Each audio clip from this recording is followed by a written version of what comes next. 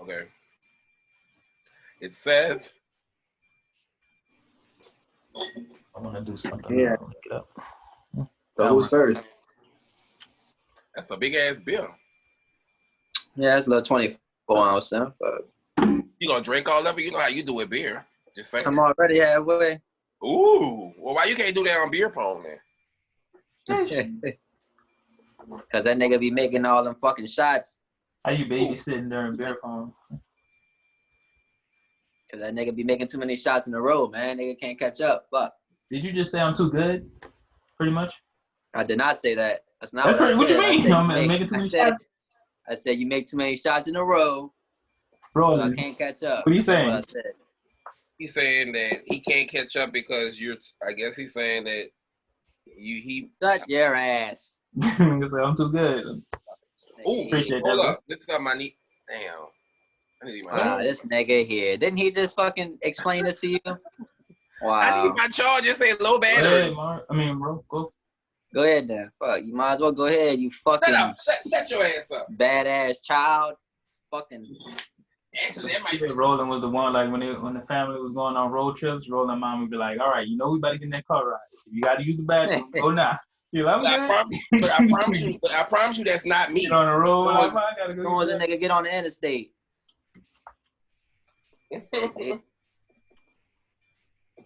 Bam. We plugged up. And we ready to go. Yeah, you already know what the topic of the day is, Jameis Winston, so we might as well pop it off. Ooh. How y'all feel about this shit, dog? I feel like it's a solid move. I feel like he's the best backup quarterback on the market available. You know what I'm saying? If you look at it that way, I mean, fuck, this nigga's gonna be a backup. He was already gonna be a backup, you know what I'm saying? Anyway, but how y'all feel about it, dog? I mean, that's a serious move. You know what I mean? Because I was actually going to ask y'all when we first started, like, what did y'all think about it? Because, I mean, I don't know too much about him, but he threw a hell of a lot of interceptions. I know that. He threw a hell of a lot of touchdowns as well. So, you know what I'm saying? It's like, right. You know what I mean? I feel like Sean Payton could change. You know what I'm saying? He could help that nigga. He could fix those mistakes. I feel like nobody else could. Well, I feel like anything Sean Payton does, it has a reasoning behind it. So, I mean, I definitely feel like fucking right. He know what he's doing. So, I have faith in him. I mean, look what happened with Drew Brees. Drew Brees was right. This nigga was coming off a fresh shoulder injury. Nobody wanted to fuck with him, pay him, sign him. Now look at him, nigga. Yeah. To that point, that number one in every category. I think that influenced his decision more than anything. Like, I think for like used to be when Drew Brees was in his prime, I don't know how much y'all remember, we used to just like anything, like backup quarterback never gonna play. So I'm not about to waste no capital or money, you know, throwing it to him, trying to find a good. We used to have anybody at backup. Chase Daniel, he get in the game, we had no chance. Right.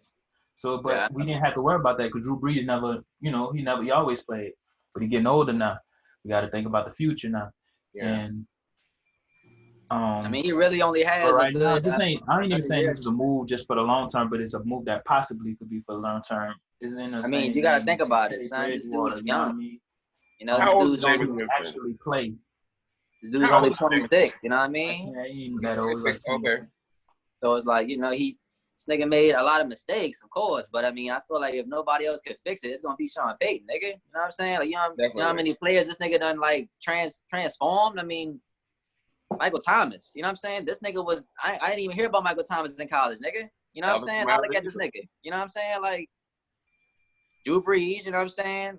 Alvin Kamara, I mean, he just picks niggas up. You know what I'm saying? He just know. You know what I'm saying? He knows something we don't.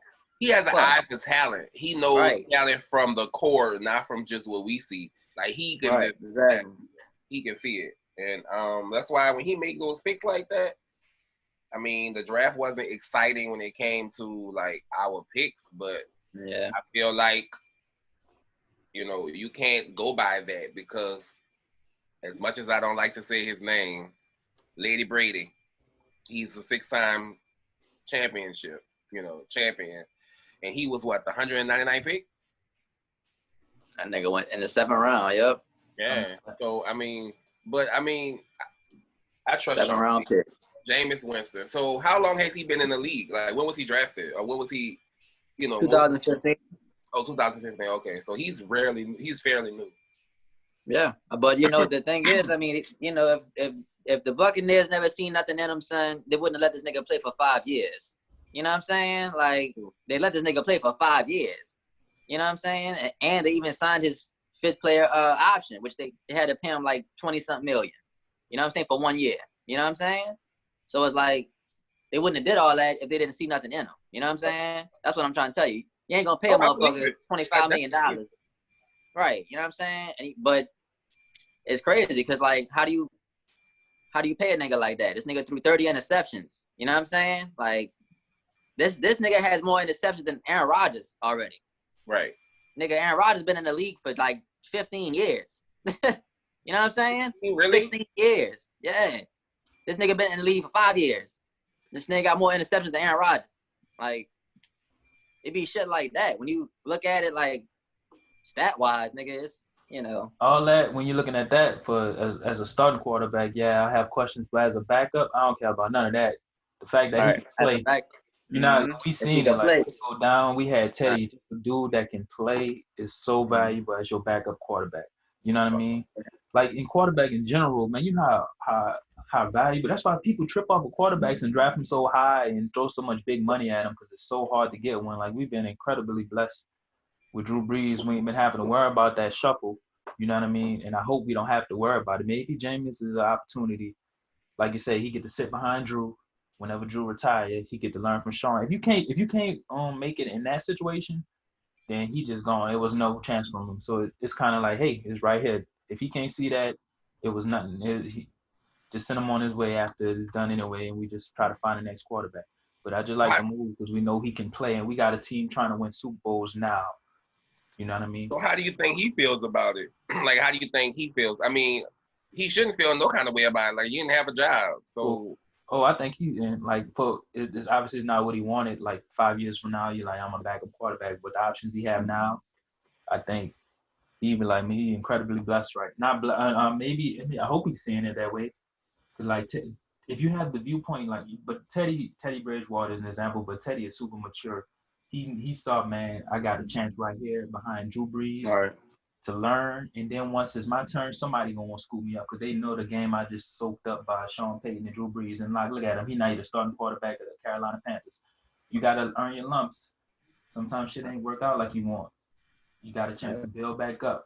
You know what I mean? That's what stories be about. It ain't always just about the overwhelming force that just he was a beast from the beginning and just right. It'd be like the best stories be about dudes who came from adversity. This is adversity. You know what I mean? If you can, you got a great chance to do it here. You know? I agree. Especially with what Drew Brees have, 2 more years? Yeah, at the most. And we looking at Drew Brees, you're gonna have to because we're not gonna do nothing with it, but Drew Brees I know he's an older man, but if we're looking at it, he wasn't helping a lot. He's getting older, you know what I mean?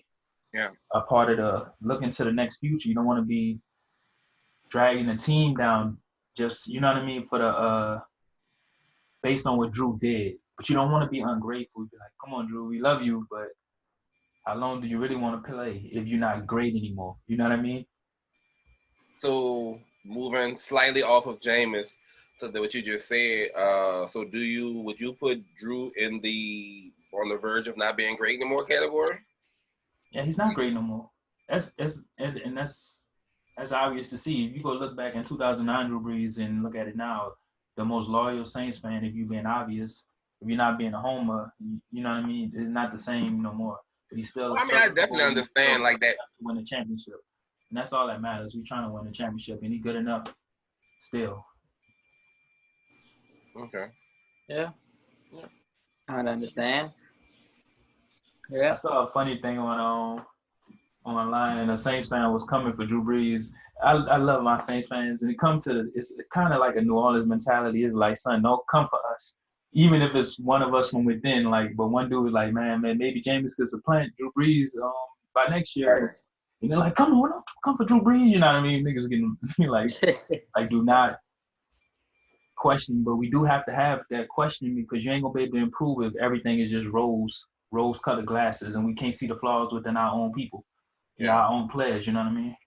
Yeah. I gotta stop saying, you know what I mean? I hear it.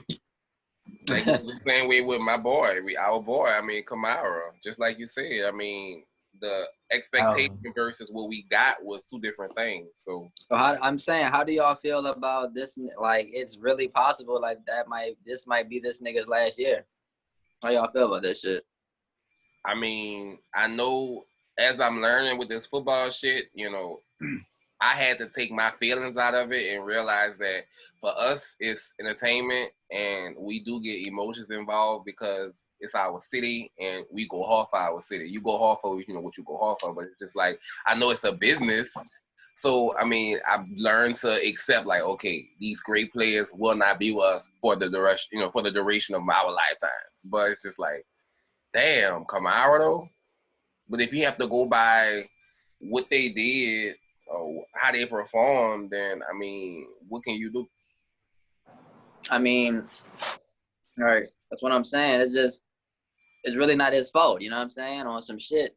Because I mean, can't really control that. But it's like at the same time, son. I mean, his best year was his rookie year when he had Mark Ingram starting in front of him, and he was, you know what I'm saying, like he's not. I don't think he's built for that workhorse type of role. You know what I'm saying, like. Yeah. I don't think he's like no Todd Gurley, nigga. He ain't no Christian McCaffrey. Like, I think that's kind of clear. You know what I'm saying? Like, he can't get 20, 30 carries a game. So you don't think? So you don't think he's a superstar? Honestly, I think he's definitely an elite player. But as far as like, you know, when you talk about superstar, you talking about like Christian McCaffrey, nigga. You know what I'm saying? That's a superstar. Like this nigga had, you know what I mean? Like this nigga has done something nobody else has done, you know what I mean? But it's like, I don't know, you know what I'm saying? Like, we got love for, like, Alvin Kamara because he played for the Saints and, you know what I'm saying, all that shit. But when you look at other things, it's like, what if you didn't, you know what I'm saying? Like, what if you weren't a Saints fan, you hear me? And if you was looking from the outside in, like, you would probably just think that, you know what I'm saying? If like, you looking at numbers and you looking at like that, it's like, if you looking at shit like that, like, you gonna be like, yeah, this nigga, like, you know, he decent. Like, and it's like, to be honest, the more carries he's gotten, the less he's done. So it's like, that's not adding up, my nigga. You know, you're not supposed to get more carries and you know what I'm saying? And you're doing less. You know what I mean? So it just, you know, it's like, I don't know. You know what I mean? That's a little. I mean, I feel if we do have to trade him, as long as we get somebody who, I mean, who's gonna help bring us a championship. Mm-hmm. You know, I'm talking about put numbers on the board, and then I mean, I'll be for it. I'm gonna be mad. I'll be upset because we've grown love for him. I mean, that's just how we are as a city. Like we embrace people. Yeah, like Zion, right? Like Zion gave the advice to the new guy. He was like, "Hey, love the city, they'll love you back." The same way with Kamara. He loved on the city and we loved on him. So, I mean, I'm going to be hurt, but if it's the greater good for the team and for us winning the championship, then I love you from afar. Yeah. I want to say, you know, before I say all this for the Saints fans who maybe not that into the football but love Alvin, but just know that he's like one of the most popular peoples. I get it. To relax. Because it's still not that even to that point yet. We still got to get through the year. For him, he did get hurt.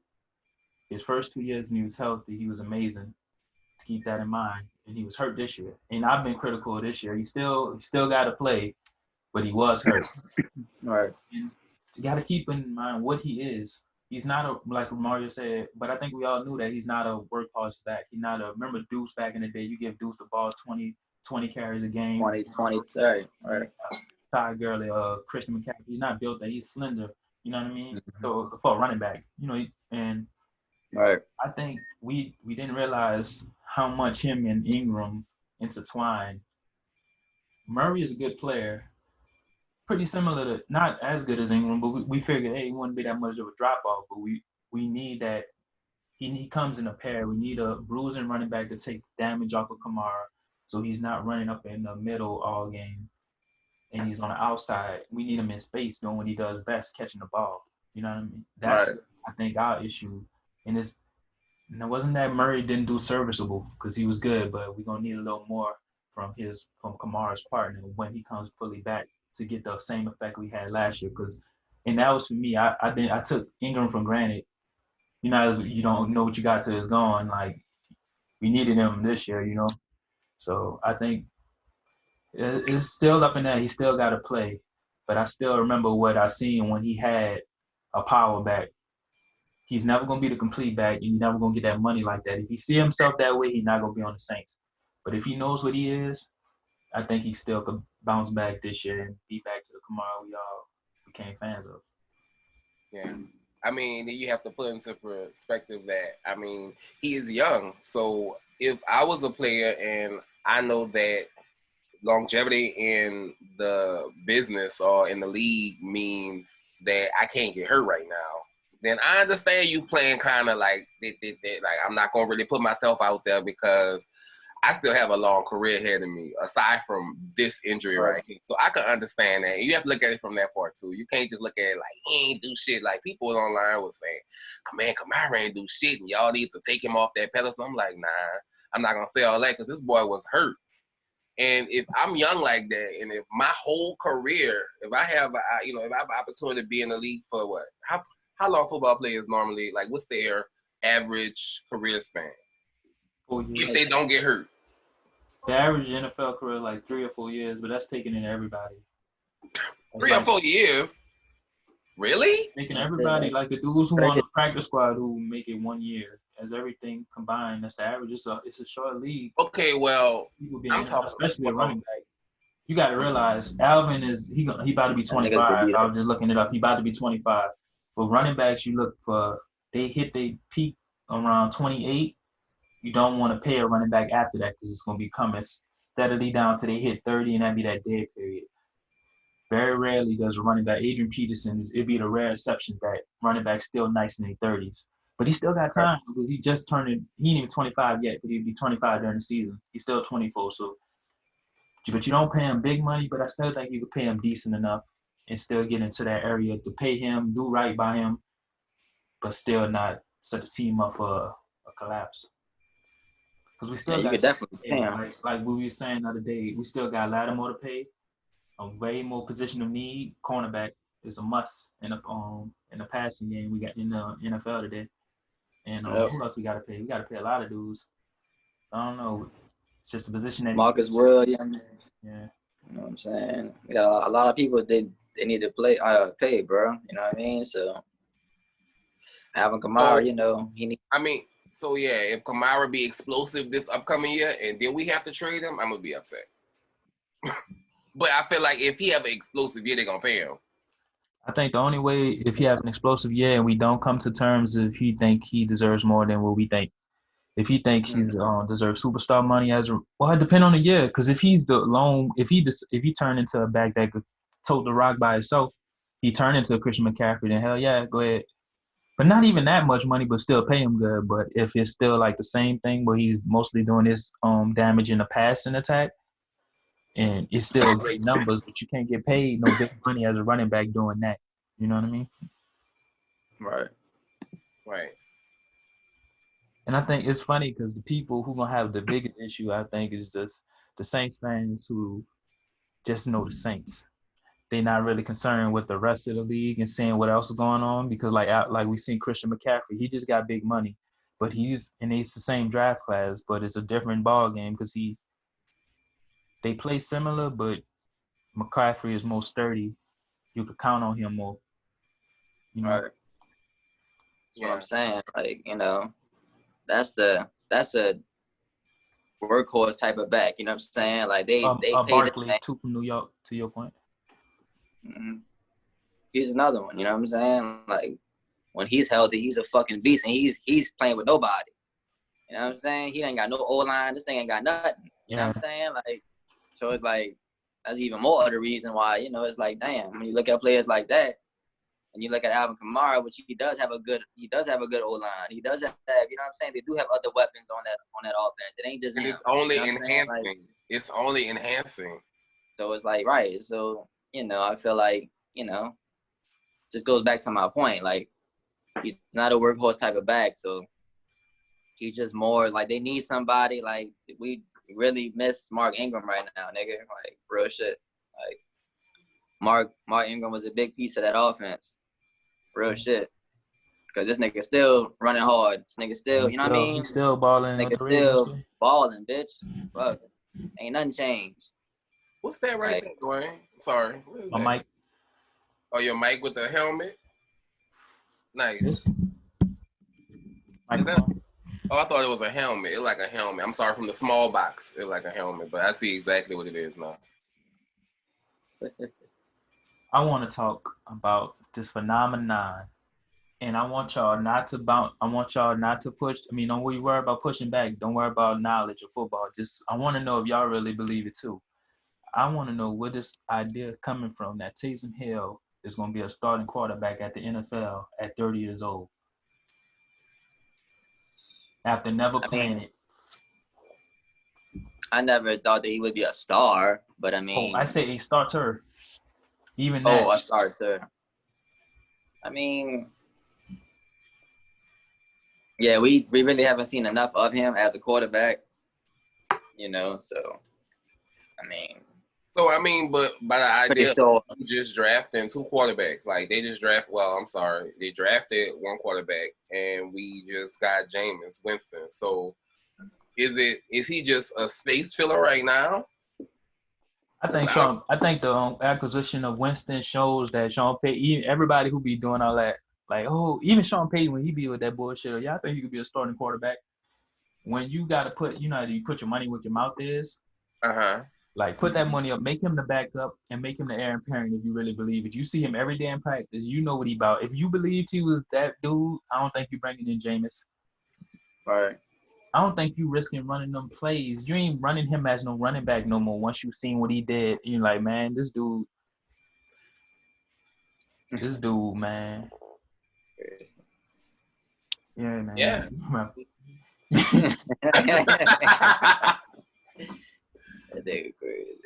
Hold on, right.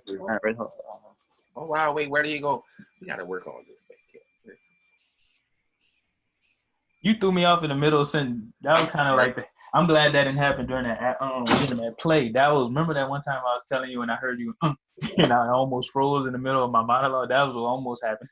I was gonna be really. You almost froze in the monologue because. Remember when you and I thought it was Brittany or somebody. I thought I still have pictures from that play. I keep them just because I want to save them. So when you do become big and stuff like that, and you do become this famous actor in a few years, that I can have these photographs, and that could be like a throwback Thursday. I could tag you in. You know what I'm saying? Mm-hmm. And stuff like that. Especially when you walk up the red carpet with your yellow sky, I could be like, see. So, not her. She's Beyonce. She's not. Well, she is vanilla looking. They had this funny thing on Twitter. This dude. Hold on, let me get since Mario got up. I can hear you still, but go ahead.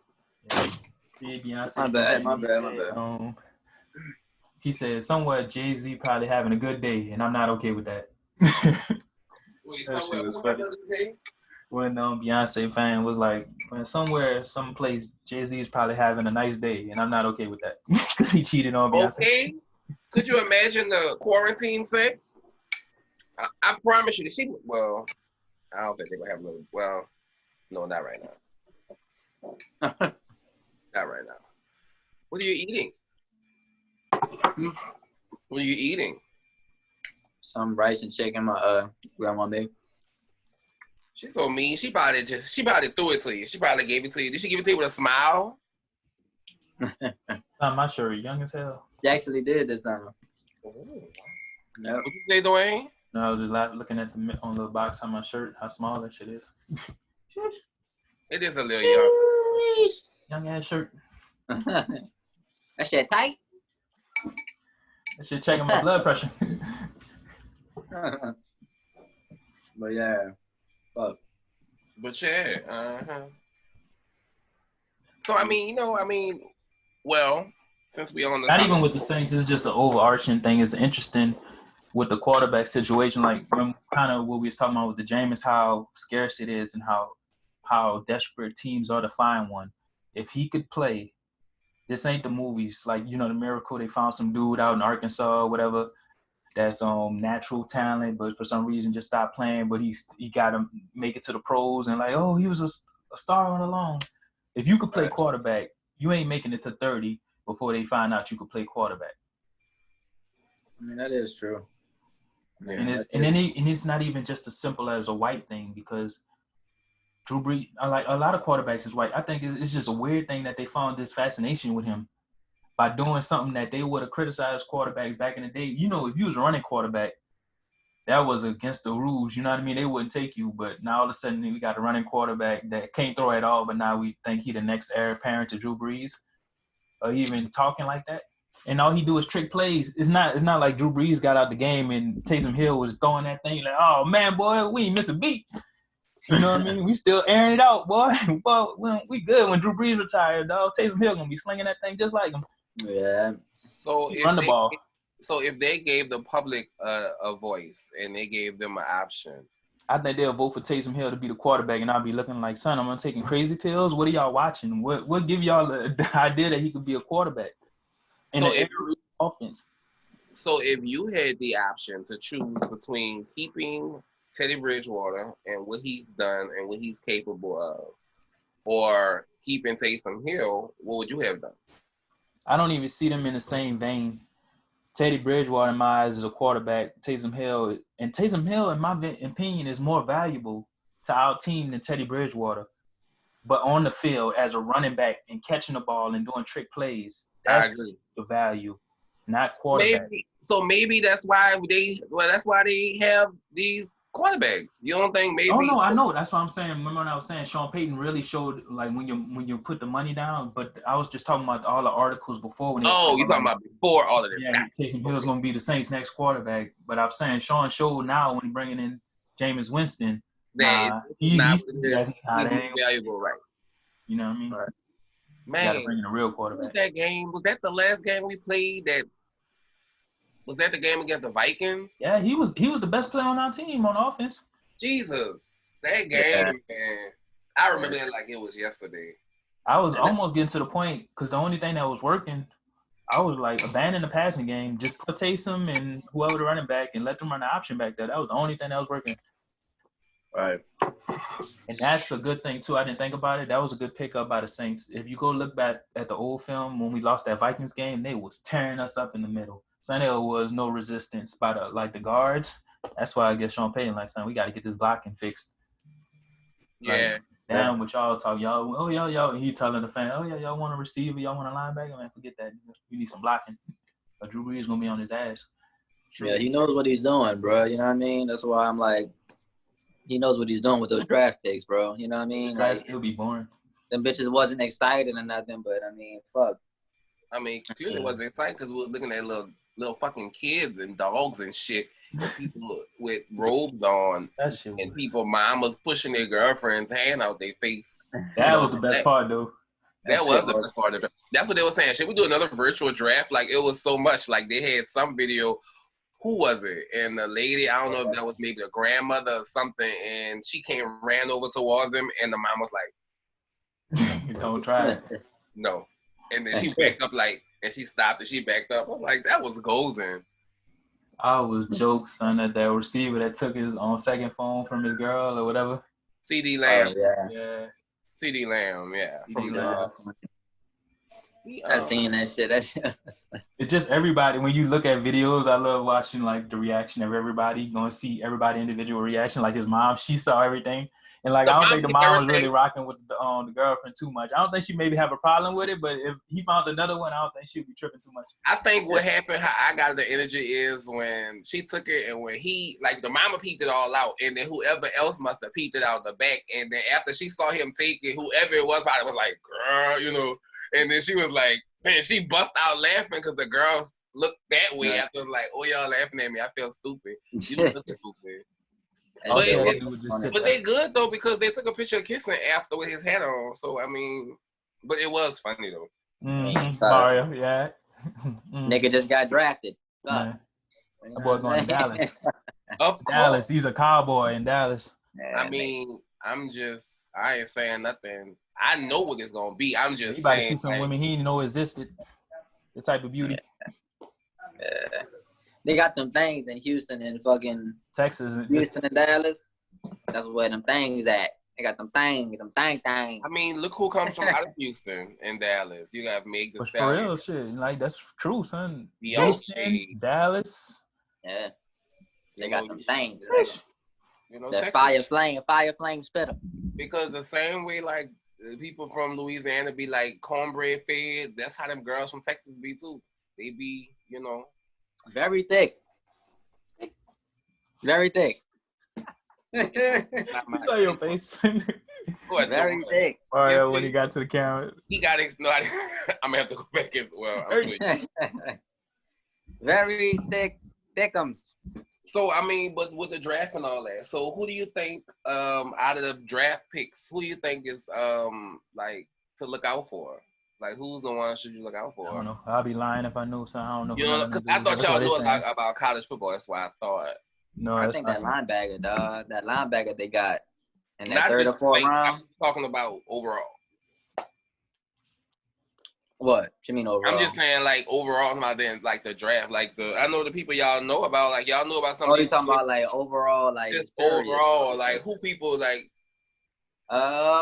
You know, who do you think? I mean, of course, the LSU boys, because it was Joe Burrow, of course. You know what I'm saying? I mean, fuck that nigga there. So what y'all think about the motherfucking this nigga Joe Burrow, bitch? What team do you think will make a turnaround? Because the 49ers made a complete 180 once Garoppolo got there, huh? Fuck the 49ers. I agree, but yeah, fuck them. Okay. See, I know how. Okay, another team would be a good example, sir. Because you do that same thing when I mentioned.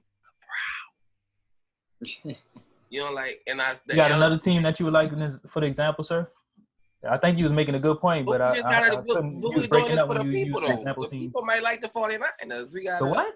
Mario, what is he saying, son? Okay. We Saints fans over here, boy. Florida least shit. I mean, duh, all day. I'm just saying, you know, we doing this video for the people too. Okay. No, we don't understand, but I'm just saying, you know, biased. Fuck them. Okay. Fuck them. What y'all think about Odell coming down? Ain't no rumors. I'm just throwing out. Would you be opposed to it? Wait, he's a receiver? Odell, yeah. But see, that's the thing about it. Odell's he has a star mentality, so he's gonna want to be the star. He's not as arrogant and cocky as Antonio Brown, and I love Odell Beckham. I just feel like when he get here, he's going to want to be the star, and if he don't get that, like, I don't know if they're gonna show him love down. Like, yeah, I mean, they're gonna show him love just as the way he look, because then that goes piggybacking off of that. Say other conversation. We're gonna talk about that later. Anyway, that's coming up. Yeah, but I don't know. I just feel like he wouldn't be embraced like that because he gonna want to be a star, and we have that in Michael Thomas. I think he would supplant Michael Thomas in fame. Maybe not on team. Odell coming down here. That's why I think it'd be like, you remember I was saying like sports is like a soap opera for men type of thing. I think it'd be even more interesting. I think they'll fit in fine on the field. I think Odell, he ain't that type of alpha that he can't see himself playing second fiddle to Michael Thomas. I'm more interested in what he would be doing in the city, like party culture wise. That would be funny. He would be everywhere. Like, we would be out on a Friday. That would be a reality show. It would be. We would be literally out on a Friday, and Odell would probably be on fucking Frenchman dancing and shit in the middle of the street with a crowd of people. Sean Payton would lose his mind. Everywhere. Sean Payton. But he have roots here, so it ain't like he's unfamiliar with the city. Yeah, that's the good thing, though. He would know where to go. Yes. That's what I'm saying. You got people down here and shit, niggas. I mean, fuck. No, I ain't saying him getting in trouble like bad, like getting like something taken from him. I'm talking about like maybe doing something he ain't supposed to be. Right, exactly. Too much yeah, that shit ain't gonna happen though. But I mean, yeah, that's a good, you know, like. I mean, that shit. I mean, I can't see that nigga coming down here, bro. You know what I mean? Yeah. I mean that shit. I don't know. You know what I mean? Maybe before we signed Emmanuel Sanders, but fuck, I think that was a good pickup too. Fuck, I feel like that was a damn good pickup by the Saints. You know what I mean? That nigga's a hell of a fucking receiver. You know what I mean? And he ain't never had a quarterback like Breeze. You know what I mean?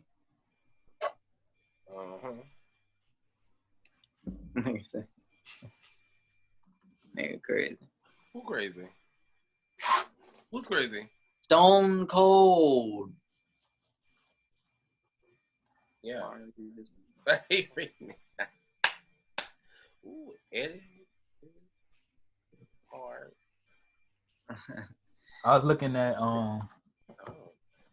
at these Marvel videos on YouTube. Yeah, and I was looking at this Marvel thing on YouTube, and it was talking about this is a topic we talked about before. We're not on recorded. Terrence Howard, and I want to nominate him for actor of the last decade to fumble the bag the worst, because he could have been a part of that whole MCU. I know he's still doing good because he all the jokes aside, he's a good actor, so he's still gonna make it regardless. Yeah, but you know what he could have been, bro. Part of that whole. Hell yeah. All that money. And he wouldn't have been a bad War Machine. Like, I like Don Cheadle. You know, I love like their chemistry. I liked him better. I like Terrence Howard better as the War Machine. I like they back and forth, him and Tony Stark, when like they feel like partners. You know what I mean? So you don't think that Don Cheadle give that same little partner? You don't have to be either or. He could still have done a good job, but I think Terrence Howard felt more like that. Him and Robert Downey Jr. used to be boys. It looked like they was friends in college, though. It looked like Tony, like that would be the type of dude that Tony Stark would have.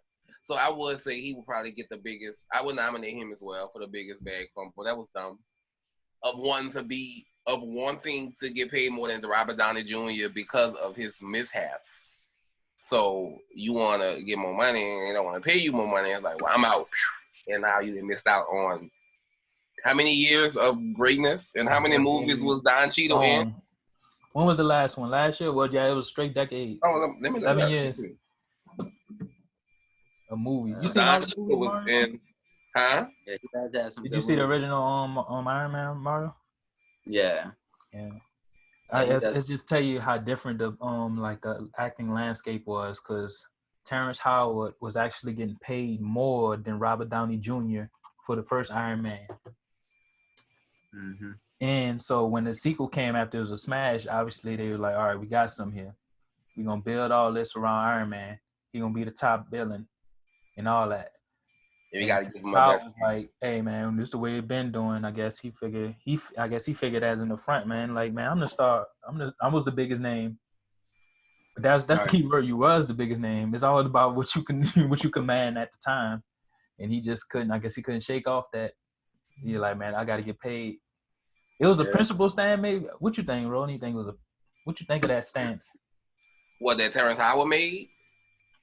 I felt like I think it was more of like a respect thing. He felt like I have this, or maybe you think maybe he was throwing and I hate to throw this card around there, but you think he was trying to make a statement in terms of like, okay, you have this man who is not of color, who have all these mishaps, and he went to jail for drugs and all this, and did this and did that, and I guess he felt like my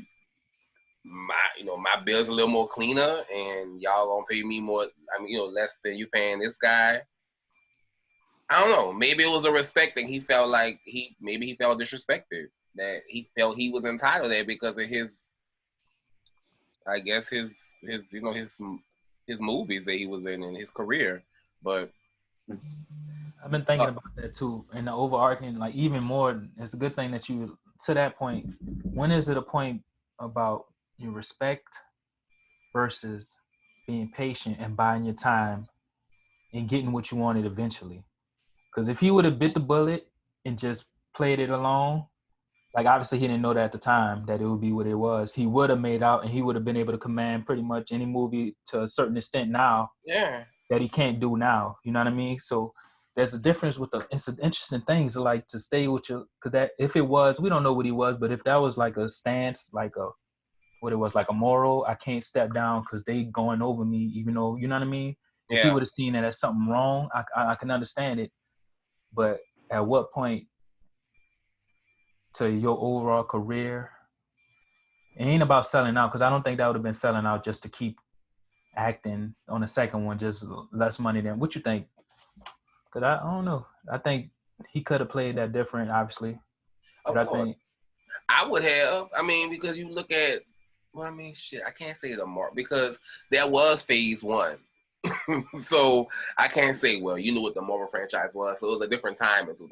So I understand that. But when you look at the movies Don Cheadle did, he was in Iron Man 2, the Avengers Endgame, Iron Man 3, Captain America, Civil War. He got anything in between that? He was in just like little bit parts. 4, 5, 6. He was in 6 movies out in of the between, whole MCU, huh? Oh, other stuff, cool. Don Cheadle. In between his first Iron Man 2 run, he had different movies in between it. Because like he was a award-winning actor, and I was trying to see if he was. Let me see. Because Iron Man 1 was 2008, and the movie, well, you know that was in the 90s. But he did other stuff, like he did the movie with shit. What was the movie Don Cheadle did? He did the movie. He did some recent movies within that time. I'm gonna look him up and pull it up. But he did one day he did the Oceans franchise. Like, did he do one of the Ocean movies? Because Oceans 12 was, Oceans 13 was 2000 and, well, that was 2007. He was in the movie Raider in 2008. Boogie Nights was 97. He was in Brooklyn's Finest. Brooklyn's Finest was a hell of a movie. Who? Brooklyn's Finest? Mm-hmm.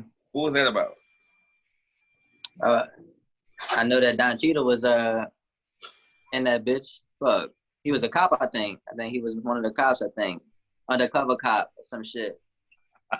That was a good way to that was a good ass movie, bro. That was a good movie. Oh yeah, it was good. What was good about it? I don't know, man. Don Cheadle was in that bitch, dude. No, I know. Yeah, I ain't see that bitch in a minute, so I can't. Might have had 5 different roles since 2010 that wasn't Marvel, and like this is a award-winning actor. That's just show you how much you can eat just off that Marvel life. Yes, exactly. That's what I'm talking about. That boy Terrence Howard was at the goal line getting ready to make some bank, and then they went, oh, fumble, strip. He light skinned. He would have made more money. Up and ran the other way. And right now, well, Don Cheadle has an estimated net worth of $35 million. What do you think that is like? What's Terrence Howard? I would have guessed Cheadle would have been. Terrence Howard also have TV behind his back. Well, Empire, so never mind. Terrence Howard net worth is around $35 million. And like I say, well, I guess he like, look, I don't know, but for sure, the whole idea, but then Terrence Howard, I think probably would have made a little more coin because he light skinned. You know, light skins always get pushed to the front of the line. They said light skin always get pushed to the skin. I'm serious, you know, on a gorilla. Nigga here. Just because how funny Mario, huh? Fucking dude here, man. Do that fucking jokes. Who you pointing at? Your ass. Get your finger out my. Pointing at the individual boxer like we can see it. Right, like we don't like you right here. You want a top left corner, man? Yeah, you nigga. See this point? You want my bottom left, pussy? Oh yeah. Oh my bad. Your bottom left, one nigga. See me down there?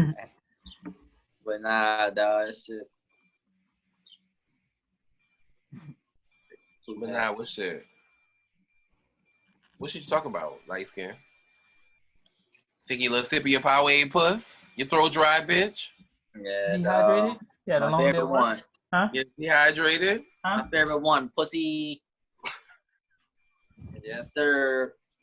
What kind? Wait, you were mentioning something to me last night. What kind was? Oh my bad. What'd you say, bro? Oh no, go ahead. You said what kind was what? It's not your question. Say that's your favorite Gatorade, huh? Oh yeah, my favorite Powerade. Oh, she had to clear it up. It's not Gatorade. It's Powerade. It's different. Powerade, sir. It won't happen again. I will make sure that I identify the correct beverage that you were drinking after a long, hard day's work, sir. Thank you. The Powerade. Yes, sir. My favorite one. Only $2. Jeez. So only, son, they getting over on you, son. Only, this shit supposed to be $1. Nah, it's the big one. Oh, okay. What? It's the big one. So speaking of movies, did you all see the trailer for the Candyman movie? What you think about that?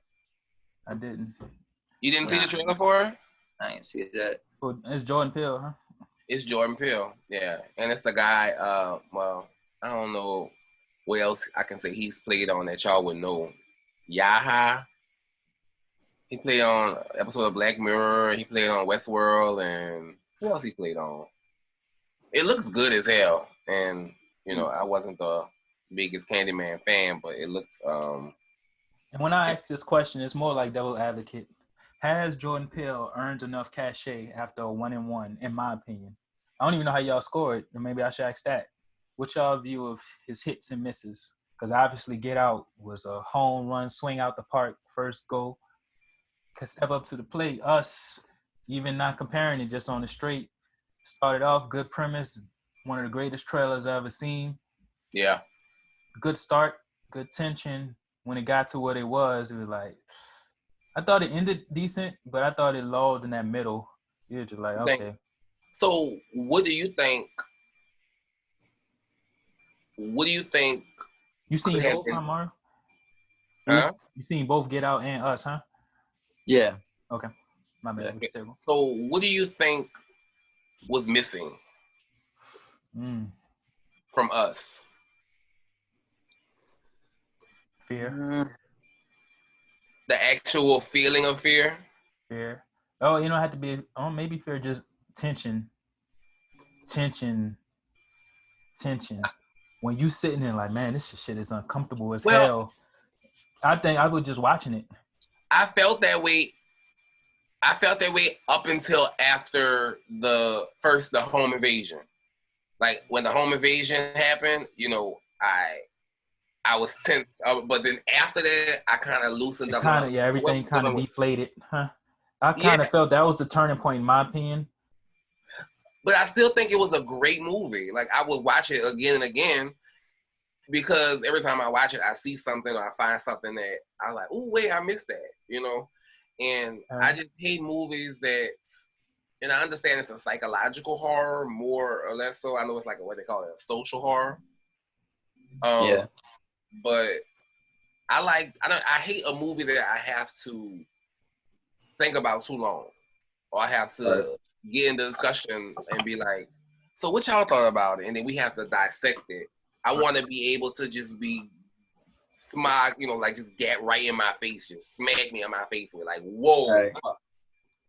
Right. I think what you're describing as a viewer is directors. Tell me if I'm who be getting too cute, who be trying to be complex just for the sake of complicity. I mean, of being complex and doing too much, like the story don't even make sense. You know what I mean? They be like, oh, this twist and turn, those type of movies. Like, oh, you missed this little piece, and then it would have. I think I know what you're talking about. Like those type of who be just trying to be too deep. Those type of movies. Yeah, like I wish. Okay, like I say, I love the movie. I'm not a movie director. I've never studied movies or nothing like that. I'm just speaking from what I like and what I know from movies. But I wish that once we had the invasion, I wish maybe the twist would have happened there. Like we found out that they were exchanged there, and then the rest of it was sheer terror and a fight for your life type situation. And then we find at the end that maybe the wrong one, I don't know, something like that. But what type of horror movies you like better, Mario? You like ghost movies, when the actual villain is like a human? I know it was kind of risky because she was a tether. She was kind of like a monster. So I don't know. Right. But to that, like when the monster is actually a person versus like a ghost or a monster or some shit like that. I mean, I get more fear out of, I think, the ones that are actually ghosts, son. You know what I mean? Like the ones that can't really see type shit. You know what I'm saying? I think that like those are the ones you get the most fear out of because like for example, like It. You know what I'm saying? Like that was a pretty good movie. You know what I'm saying? I'm not gonna lie. It was pretty good as far as like him being like a monster. You know what I'm saying? Like it was pretty good. You know what I'm saying? But it's like not all movies are like that. Is what I'm trying to say. You know what I mean? So it's like I don't know. I rather like like the ghost thing. You know what I mean? Like the supernatural, paranormal, the paranormal, yeah, like the paranormal type shit. You know what I mean? Like that shit.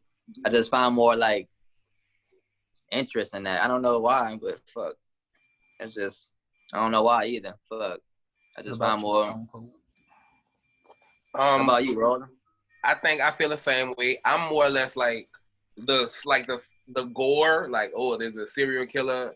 That's more like suspense, thriller, horror to me, and I love those because they get my adrenaline pumping. But I like you said, I like the paranormal, that's scary things that could possibly happen.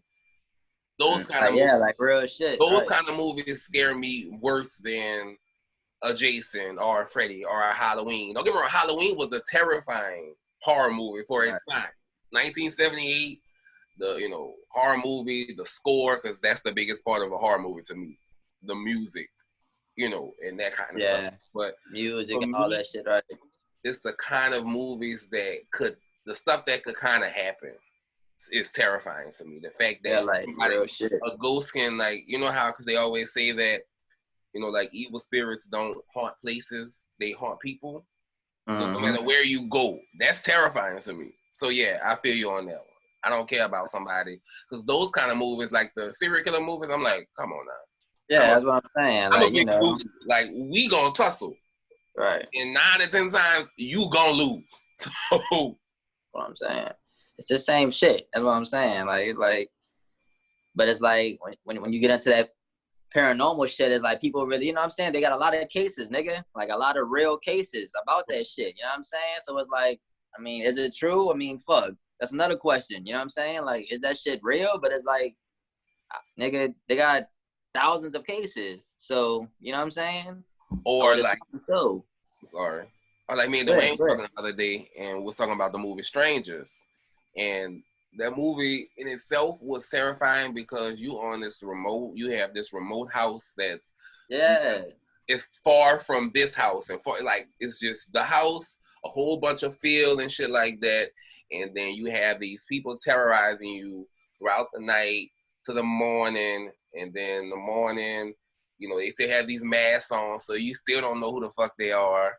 And then you ask one simple question: why are you doing this to me? And the only thing they say is, because you were home.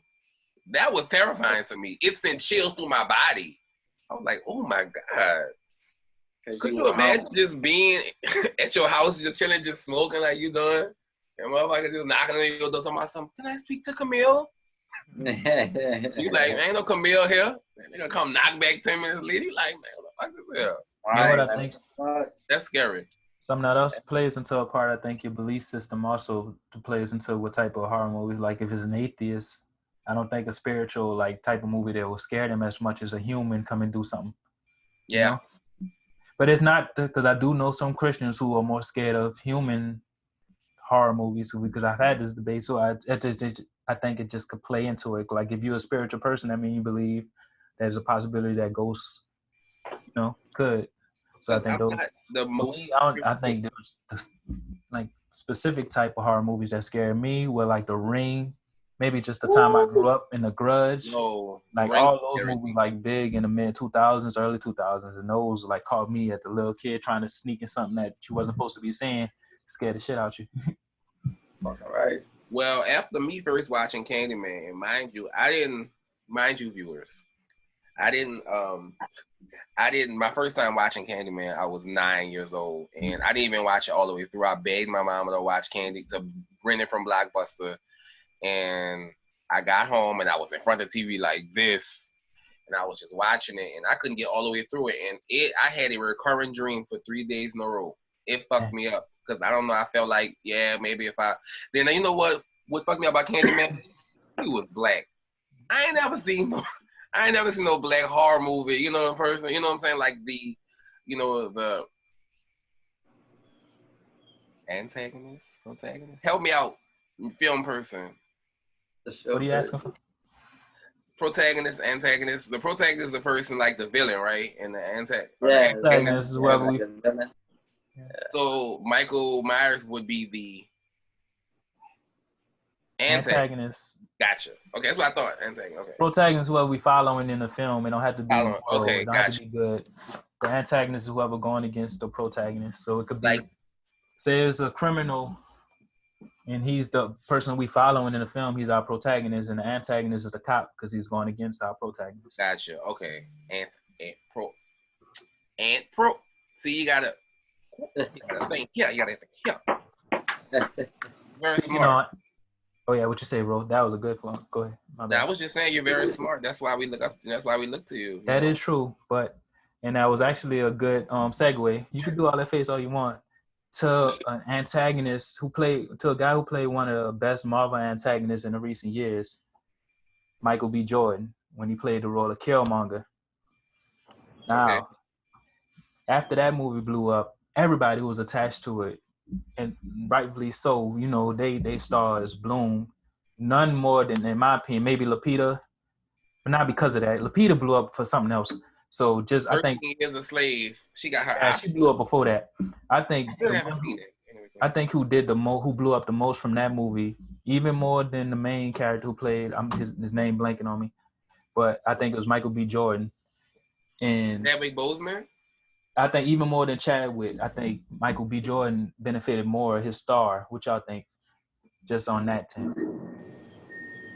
Because I haven't been seeing Chadwick around that much. Well, outside of Marvel.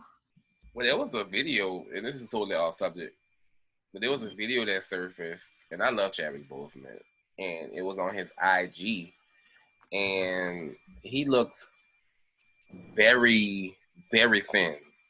Oh, he's not doing good, maybe? I don't know, but the picture, the video, and I swear it was up Thursday night, not this past Thursday. It was up on a Thursday because I watched. I was like, what's going on with Chadwick Boseman? People was commenting and they were saying stuff like, are you okay? Is this for a movie role? Please tell me. Then the next day, it was gone. So I don't know, he got on and he was like, let me take this shit down because it's raising too many questions. But when y'all get a second, look it up. I don't know. He don't look like himself at all.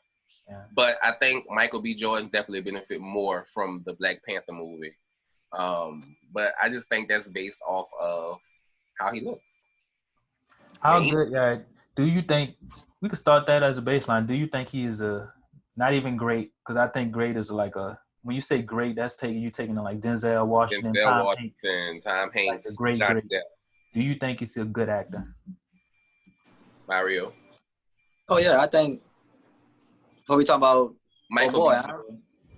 I think he's a hell of an actor because I watched several of his movies, bro, and seen him play several different roles, you know what I'm saying? And yeah, you know what I'm saying? He the truth, you know what I'm saying? So yeah, I fuck with him.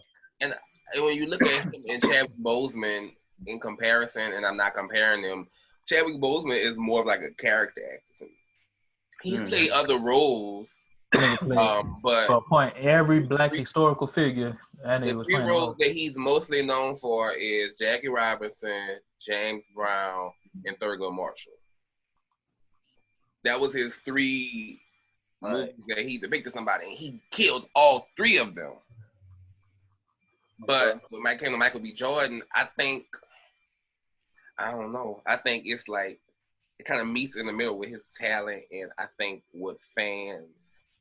Right. How much to being star is a part of your charisma and everything outside of your ability, you think, in the movies?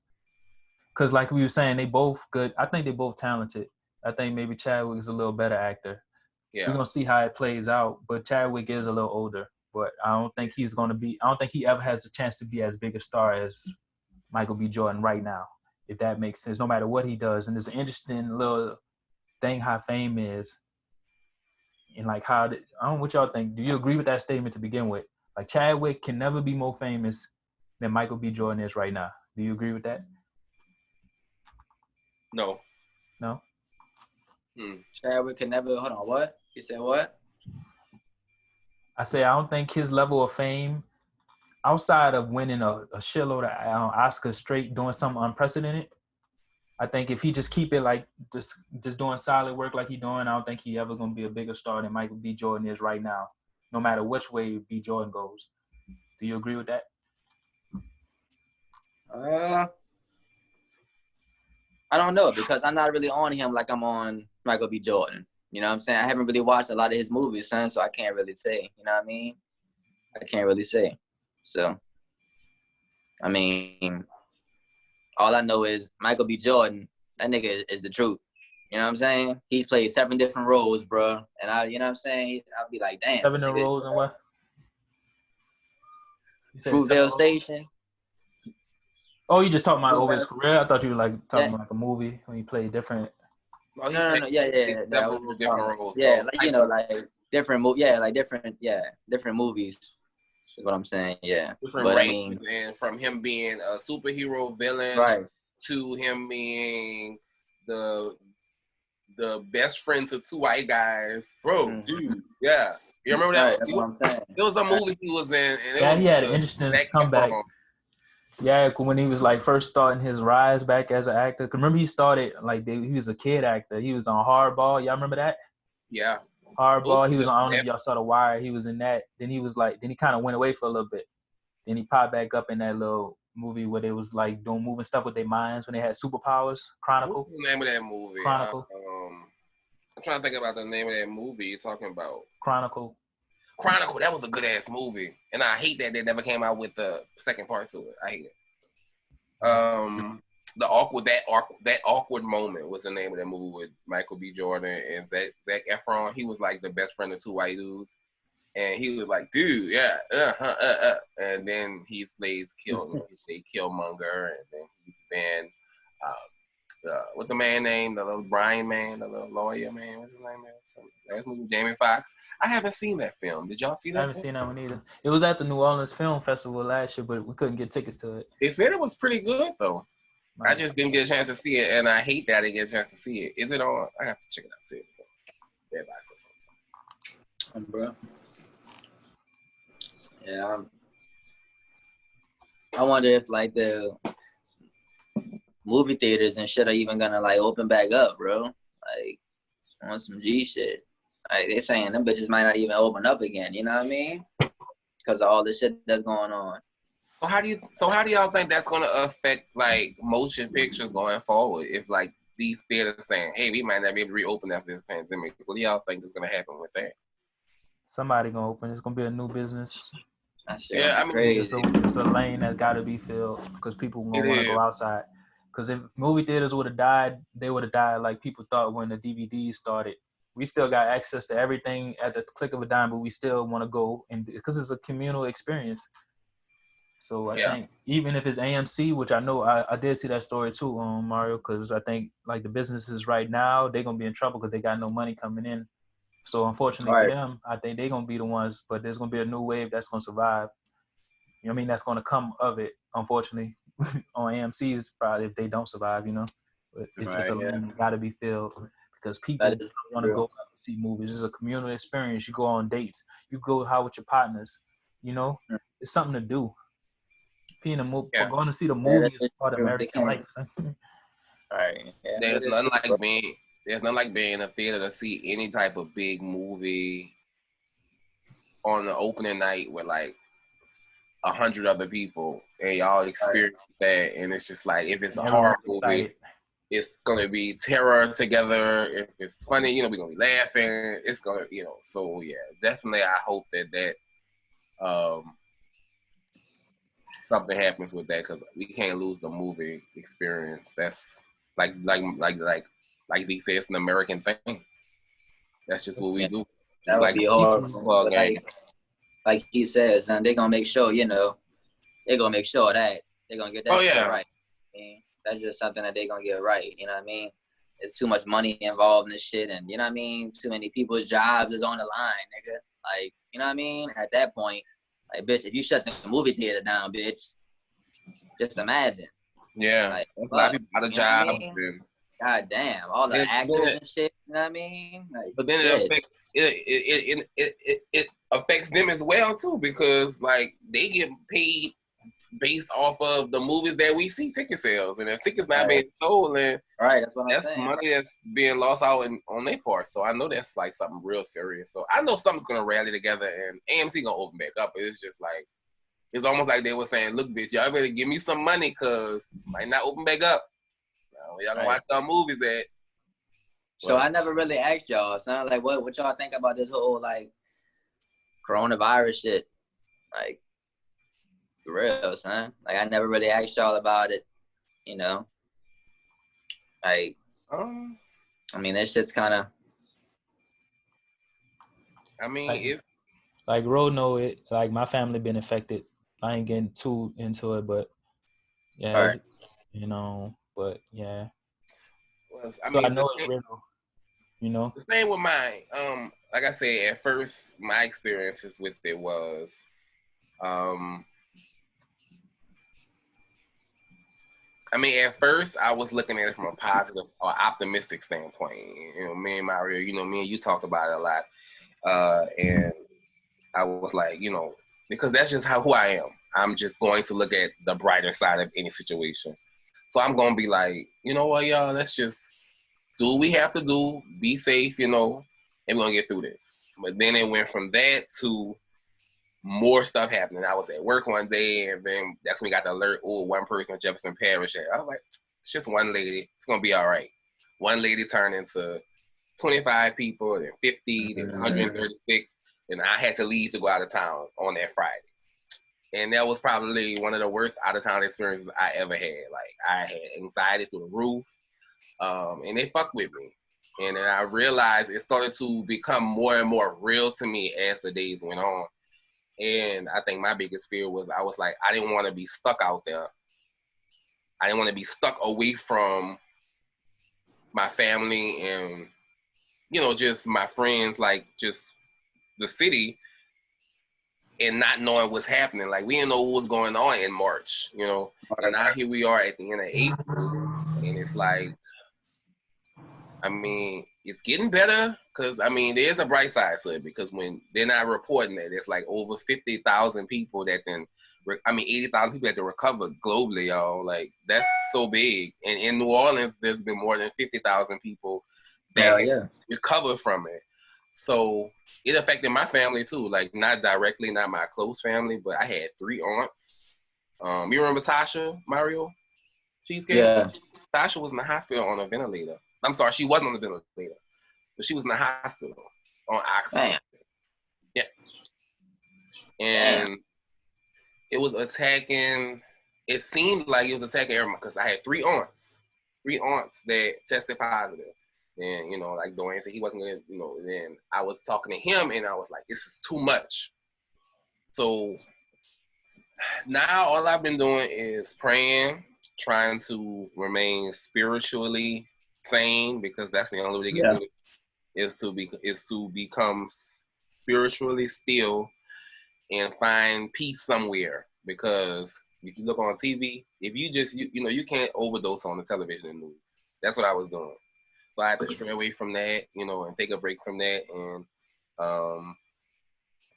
you know, I just been trying, like I said, pray and do our part, like at least what the CDC say, you know, keep our hands clean and, you know, stay sanitary and stay the fuck at home. All right. But what I'm not gonna be, I'm not gonna be an experiment though. Yeah, real shit. Right. So I'm gonna be inside. Fucking right. Even even after they clear this shit, bro. Right now, well, no, it's not clear. Still, just no, I'm saying like even after they clear it, niggas still gonna be inside, bitch. Fuck. Yeah, but even more so now. That's why, you know. And then you start thinking about the conspiracy theories, and you start hearing about the conspiracy theories, and then this one about, hey, we're gonna start opening up parts of the city. So we're gonna start with the barbershops, we're gonna start with the nail salons, we're gonna start with probably the convenience stores, the hair stores, those places. We're gonna start there, you know, just so bowling alleys and shit like that. So I'm not with that. I'm gonna go back outside and feel comfortable with reintroducing myself back into society once they open City Hall, the golf courses, Starbucks. When they open Starbucks, bitch, I'm gonna go outside. Till then, I'm gonna be down here. I think they got certain ones open though. Oh, really? They got certain ones open, like the one in Metairie open, son. Oh, really? Okay. He getting at more of a places that like I'm hinting more to the frequent where people like rich people frequent, because the whole idea of this is, and you know, I don't want to get into that on, you know, well, fuck it.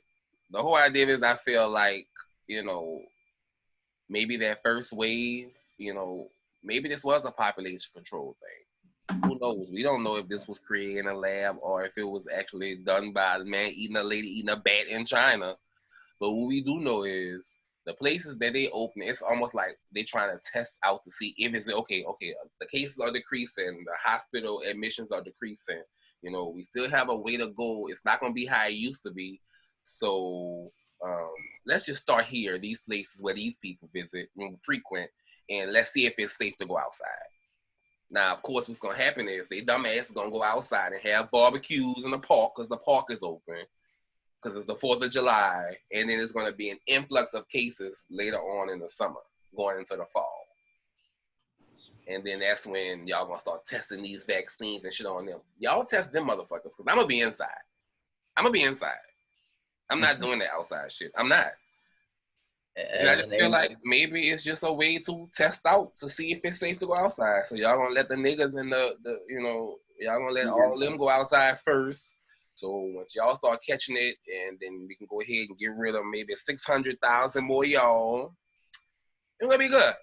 We're gonna be good. Because if you dumb enough to go out there in this pandemic, then we don't need you on this earth anyway.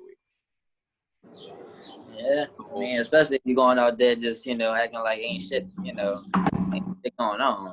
Fuck. Yes. You know what I'm saying? That's a whole different ball game, bitch. This shit real. Fuck. And so many people not taking it serious. Nigga, we'll definitely be inside. Fuck. Like, as long as possible. Like, just talking like with y'all.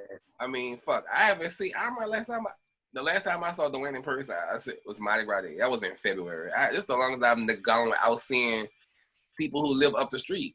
And I'm okay with that because, look, we got this. We talk on the phone all the time. So it's like, I don't need to see y'all to realize that y'all okay. We good. Stay over here. Keep yourself good. I'm going to stay over here. Keep myself good. You know, it's just so crazy that people not taking this shit seriously. And they saying that niggas getting it. You don't have to be just old. You could be fat. You know, you could be young. People 21, people who are bodybuilders. I didn't saw somebody who was a bodybuilder and got that shit. Like, strictly healthy. They got a great immune system and just caught that shit. And who's to say we didn't get, you know, come in contact with it? I just pray to God that my immune system is what I think it is. I know I don't get sick a lot.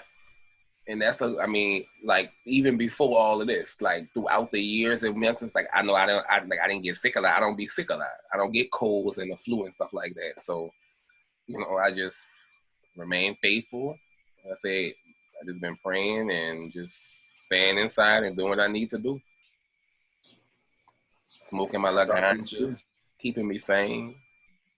Yes, sir. They'll get to talk to y'all, so I ain't going crazy, so I'm good. How have you been dealing with it? With you having to work every day, like how is that? Because I know for me and Dwayne, like I talk to him every day, and we be inside. The most Dwayne go is the Burger.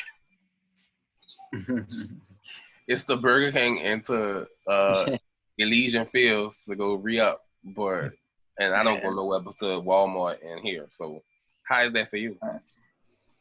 I mean, I'm blessed to still be working, son. You know what I'm saying, on some shit. But it's like, you know, it is a risk, you know what I'm saying? I be having my mask and gloves every day, bro. But, I mean, you know, I feel like, just like, you know, I feel like if it's meant for a nigga to catch it, a nigga gonna catch the shit, son. Because it's like, fuck, the shit everywhere now, you know what I mean? So it's like, I mean, fuck. It's like, but now they done got, like, this little thing going at work now where they're, like, checking our temperatures and, you know what I'm saying, doing shit like that on like, daily basis, you know what I mean? They've been doing it for the past week, you know what I'm saying? Every day. So they have to. What you call it? So yeah, they've been doing that and shit. So yeah, they said if your shit's over like 100 something, then, you know, probably gonna send you home or, you know, send you to be like, you know what I mean? Like you gotta go get check to something. I think if it's like a certain temperature, like if it's over 100 or something, it's like, okay, go home and see if it goes see if it go down. Yeah. But if it's like insane, they're gonna probably be like, if it's insane, then you shouldn't be at work anyway. Right. You should feel awful. If it's insane, you should feel terrible. So I've just, anybody who's been letting anxiety and fear fuck with them, because I know it fucks with you mentally, and it don't make you think you got the fever and you don't. It's like 2 weeks ago, I was laying in bed and I was like, it's just hot as a motherfucker in here. I'm like, it's just hot. I started taking off clothes, doing all like this, checking I'm like, is my eyes tired? Like, I'm tripping. Y'all think we gonna get them, y'all think that we gonna get them $2,000 or what? From the the monthly thing. I mean, it's I don't know. 1,200 ain't nothing. Right, that's what I'm saying. So some people pay that in rent. I'm still waiting for that. You still waiting for your 1,200? Remember, I don't get the direct deposit. Yeah. Oh yeah, so you get a check. Or you waiting for that Trump stamp on them?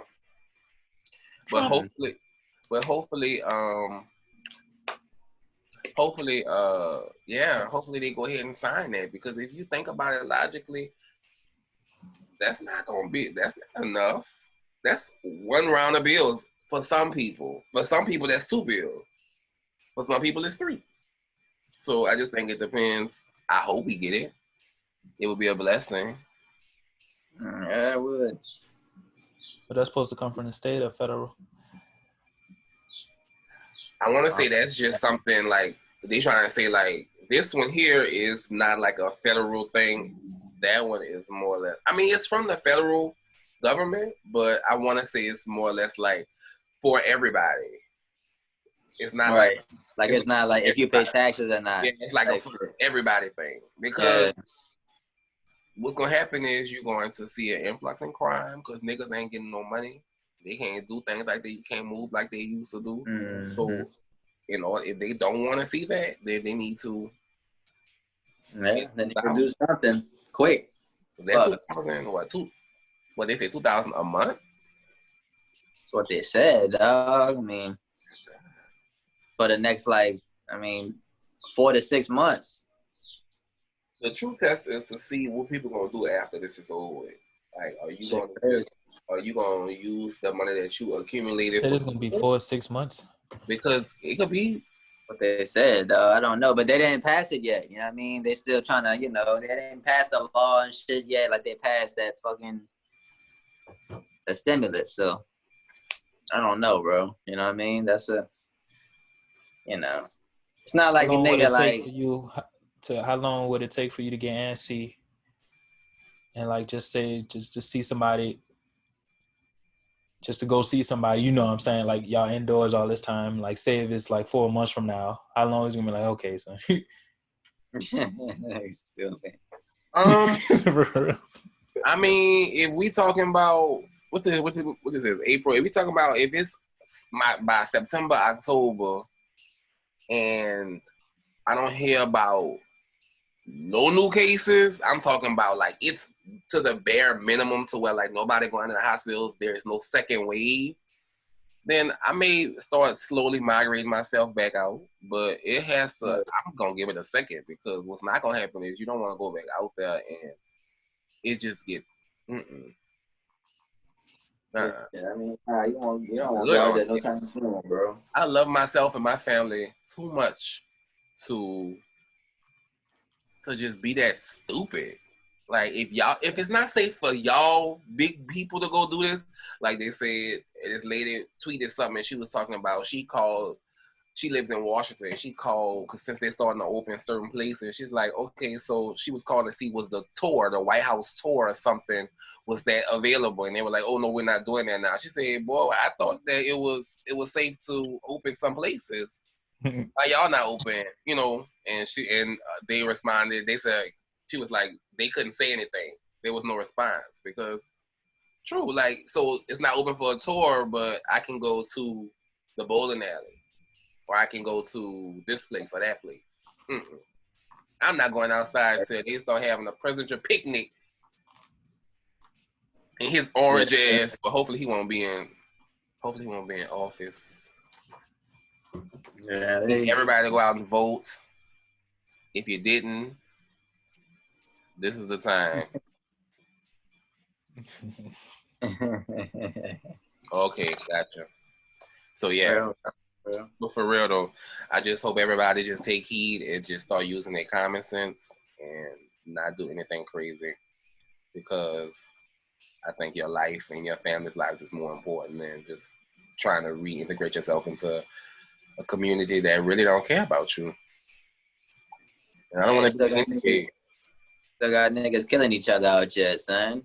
Fuck, you know what I mean? Got a whole fucking pandemic going on. Niggas still killing each other. Shit sad. Yeah, I just can't.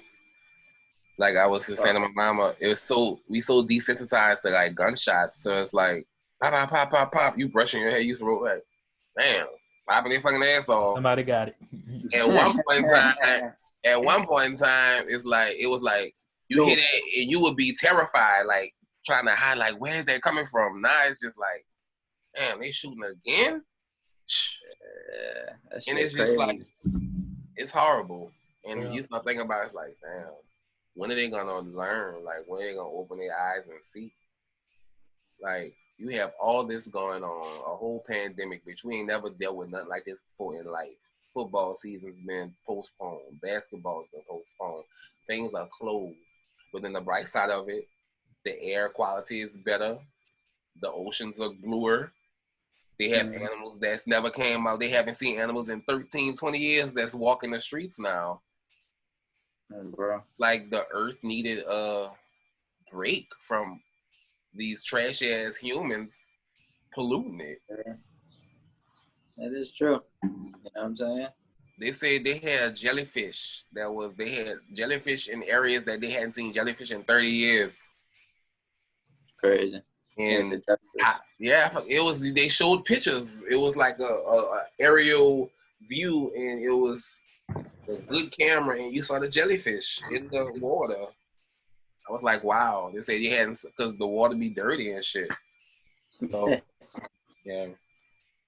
Okay, so y'all, I had a topic that something I've been wanting to cover, just because we live it on a daily basis just within our relationships. But one of the biggest, I think, I don't want to say misconceptions, but maybe people stereotype it, the relationship of like hetero and homosexual friends, just because, you know, we kind of live that on a day-to-day basis with our friendship and things like that. And you know how so many people kind of stigmatize it to it being like, well, somebody got to mess around, or like, why are you friends with them and stuff like that. Just because, you know, me and Mario, when me and you started hanging out, you know, and people would honestly ask me, like, is Mario gay? And I'm like, why? Because he friends with me. Right. And you know, same thing with Reggie. Like I was mentioning with our friend Reggie. I was telling Dwayne about yesterday. I had friends that literally text me pictures. Like they at the restaurant, like, I'm at your job. Who is this?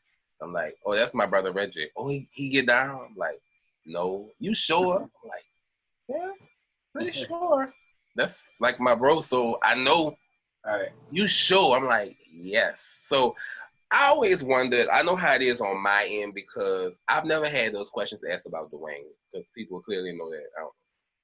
Dwayne just, I feel kind of disrespectful. Why nobody asking about me? Like, nobody want to know what's up with me? Well, I don't know. I guess it's because... No, I'm talking about, like, man, the nigga, man, fuck that ugly nigga. No. Nigga doing crazy. But, you know, I just, you know, I know how it is for me, on my end, you know. So, like, how was it? How do y'all think, you know? I want to say something too. Something that y'all might have known, because me and Mario was cool first. Well, we was all cool at Cheesecake, but y'all became tight. But I think me and Mario was cool. We was bussing. And I remember, like, when y'all first started getting cool, I remember somebody was like they asked me about Mario. Funny that you said that. They were like, son, your dog Mario gay? He be hanging out with that gay dude. Like, nah. Wow. All right. That's how niggas be though, son. That's how a lot of niggas be, you heard me? But you know, it's like, it was always different for me, because I mean, I have a gay cousin, you know what I'm saying, that I'm like this with, you know what I'm saying? So it's like, I don't know if it's different. I'm not gonna say it's different for me, but I'm just saying, I mean, nigga, I don't see, you know, I don't really judge a person by that, you know what I'm saying? Like, that's not really what you're supposed to go about anyway, you know what I'm saying? Honestly, but I mean, you solid, nigga. You know what I'm saying? Like, that's really all that matters. You a solid friend. You cool. I mean, you have never crossed that line with me. You know what I'm saying? Like, you know what I'm saying? You know, and I know, bro. You know what I'm saying? So it's like you never crossed that line with me, son. Never had that problem with, you know what I mean? So it's like you never made me feel uncomfortable, or, you know what I'm saying? Like, we done smoked together. You know what I'm saying? Going to bars together. Clubs. You came to my apartment. You didn't sleep in my bed. You know, right. Not you know like you covered y'all. It was just like we were smoking. And he was like, yeah. Right. That's what I'm saying. So it's like, that's what I'm saying, bro. It's like, you know, if you know what I mean. So it's like, I just don't think of shit like that. But you know, I know that's how a lot of niggas think of, bro. You know what I mean? Because I used to think like that at one point. You know. So, okay. I mean, it's so okay. That's interesting to know that people change, you know, their views on. So you felt that way at one time. You felt like if you hang with somebody who's gay, you must be gay too. Right. Yeah. You know what I'm saying? Like, you know, like the younger me. You know what I mean? Always. You know what I mean? View shit differently, bro. You know what I'm saying? And I was like, definitely. Yeah. I definitely was saying that. Like, yeah, nigga, if you know what I mean? You must be gay too. You know what I mean? Type shit. But it's like, it's not really what it's about, son. You know what I mean? Yeah. Real shit. But shit, how do you feel about that though, Roller? About what? Just about y'all? Oh, what you mean? Yeah. Like I'm saying, like, I mean, I've always vice versa type shit. You know what I mean? I mean, I've always praised my relationship I had with with y'all, because, and I've always kind of like, it's always been more special to me than any other friendship that I've had. And it's crazy to say because I've been friends with Larry and Dwayne for 20 plus years. And this is by no way discrediting our relationship, because what we have is on a different level. You know, that's family. Not saying y'all not family, but I've known these guys, you know what I'm saying? So our relationship is quite different. But, you know, for y'all, it was more or less me coming through high school and just like middle school and high school. I never really had males that I identified with until I met Larry and then I thought that was the ceiling. And then it took, for me graduating from high school, 2001, up until I met, and mind you, I've worked with males that I've been cool with, but it's nothing like what we have, you know, like, and I think I respect y'all so much because I think it all depends on what you think of yourself. If you have objections to being friends with somebody because of who they are, who they like, then you have those same insecurities within yourself. That's just how I look at it. So I always held my relationship with y'all on a pedestal because it's like, damn, I found some dudes that I can actually explore other parts of myself with, because I couldn't, like, watching a Saints game with Larry and Dwayne, and it's gonna be like this. Right, shit gonna be boring as fuck. Oh, right? Yay, touchdown. Versus when we get together, it's like different. Like when I go out with them, I'm rolling, you know. Right.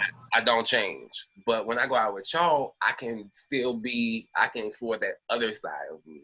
That like I guess that inner masculine. Well, I say inner masculine, but just I guess that part of me that maybe I missed getting when I was growing up, because like I never had no straight friends or like no brothers or nothing like that to actually bond with on a male level. And it's hard to say because my daddy's been in my life, and I'm not going to like deep into that, but he's been in my life my entire life, and I still feel like we have no real bond, and I'm not ashamed to say it. I mean, I love my daddy, but we don't have a bond like we should. Right. And I think a lot of it maybe had to do with the fact of who I am. Not saying he's ever made me feel no kind of way, but I just feel like maybe that's why our relationship was lost. But I mean, I respect y'all for the fact that y'all don't look at me and see that. Y'all look at me and say, oh, that's wrong. Like, oh, like I'm going out with the fellas. Like when I get ready to go out with y'all, I get excited the same way I get ready to go out with them because I know we go out, we about to get blow, we about to drink, we about to listen to music, we about to talk about people, and it's about to be fun. Right. I really, really, really cherish our relationship, and I wouldn't ever do anything to like cross the line. Because one, Mara, you're not my type. You too light skinned for me.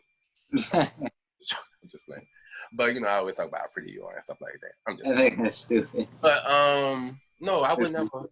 I've always, I guess that's just because that's just part of my DNA. Even people who I've worked with, I've never crossed the line. Like I've never said anything disrespectful around them just because I respect y'all so much. All right. And if y'all respect me and like be intertwined into my life and ask questions and try to find out more about me, that part of me, I can respect y'all and not cross that line. I don't even see y'all like that.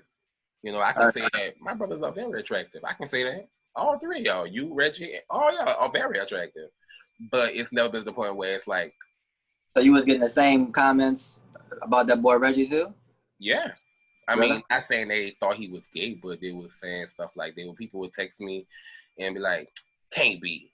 Like, he look I'm like, he don't look gay. I said, why? Because he wear his clothes fitted and he wear a ring. Or he wear a chain or something like that because he's overly accessorized. Mario, you the same way. You always, every time we go out, you have on your rings, you have on your chain, you have on your bracelet. My watch, right? Your watch, that's just who you are. And Dwayne is like different. Not in a different way, but he's like not into all that. He's just like a cool dude. He's just like, he's not into all that kind of stuff. But yeah, I've gotten that with Reggie. People have asked, and he knows that. But Reggie is completely and 100% utterly comfortable with himself, which is why I love and respect him the way I love and respect y'all, because Reggie is who he know what he like. He know what he is. Talk about all that. Like, I'm his brother. That's all he see. So I love y'all for that, man. So that's just crazy that people. And I think that has to go with that whole toxic masculinity. Like, how do y'all feel if y'all were in a group of people who you fuck with, like straight dudes, of course, and they start like bashing, like bashing gay people? Would that be something that y'all would like joke about, or is there something? I mean, I know if something is funny, it's funny. Like, come on, I'm not that uptight to realize, bitch, if it's funny, it's funny. But I mean, I've never felt uncomfortable around y'all to where like y'all laughed or nothing like that. But how do y'all feel about that? How, like that whole toxic masculinity situation thing? Like, before we get directed to the thing, I didn't get a chance to like talk about our relationship. Oh, we sure didn't. Because we've known each other the whole time, and I think that kind of like as long as I've known you, I never felt like uncomfortable. Like you was doing it, you know what I mean? Like to your thing that you were saying. And I think we became cooler once, I don't know if you remember with the, once we realized the Marvel, we both like got a love for movies. And that's when we talk shit every fucking day I see you. Tell me about the new shit you seen. You tell me that is how we got closer. Cause I was like, I'm gonna come to you because Dwayne know all about me. I was like, what should I watch? And then that's what. And if I had to describe it, it would be like growing up, I've been a sports person my whole life. I ain't never had no gay friends, really no gay people. Not that I knew, because obviously we all know people, but that I converse with. I ain't have no issues with nobody, but you know what I mean? It was like just like that. It kind of reminded me it reminded me of this episode of this TV show. They had this kid, like he was in sports his whole life, and his older brother who he looked up to, and because they was similar in everything that they did. The only difference was that his brother was gay. And he was like, oh, my brother. And when somebody brought it up to him, like, and your brother gay? And he like, oh, yeah. I didn't even think about that shit, though. You know what I mean? Like, everything else we do is pretty much we the same. We see the same views and same interests, just like, except when we go to this, he likes men, I like women is different. But it's nothing else because I'm not in no fucking bedroom with Mario, with him, with a woman. It ain't got nothing to do with y'all. Like, everybody's lives is to their own outside of, we talking about like, oh, I'm talking to this person recently or something like that. So I don't think that's it's never nothing like that anyway. You know what I mean? I think a lot of niggas just want to be nosy too, though, son. You know what I mean? They just want to, know a nigga business, and there's really not they even place to even be worried about a nigga. You know what I'm saying? Who I'm fucking with. You know what I'm saying? Even if you know what I'm saying, that was the case. But it's like, fuck. It's like, I don't know, bro. And because it's like a big brother, really. Shit, I could go to him, talk about shit, and he'll listen. Yeah. People won't tell you their 2 cents. Or I got to worry about hearing it from somebody else. Like, oh man, I wasn't even talking to you about with this going on in my life, and you telling somebody else. I could talk to him, and I hope he could feel like he could talk to me. I know some things he finally pay, because sometimes I just be chilling. When sometimes, like, say like a dude finding something, I'm not taking offense. I'm just sitting there because I'm not adding to it.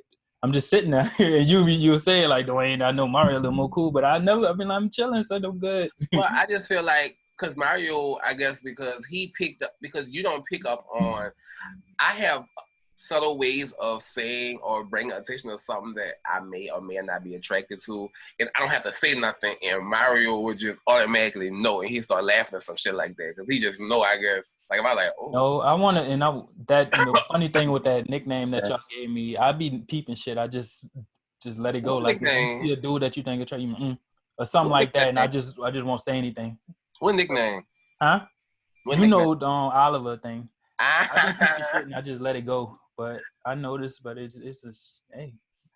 Yeah, because it is what it is. It's the same way. I mean, because it's no different. It's no different when you look at where y'all be. Or I still be apologizing to you sometimes. Like, remember, like I see a chick, I'm like, damn, she fine, like my bad, and I roll and be like, son, my bad for, and I'm like, my bad for what? Because I'm probably thinking, believe it or not, y'all want to know something that's funny? What? I've never said this out loud to anybody else. We all live right now, so I don't give a fuck. All right. Wrong. What? But I prefer, I like I think I prefer straight porn better. And it's not because of the man. It's really weird. But I'm gay. It's really weird, and I don't understand why.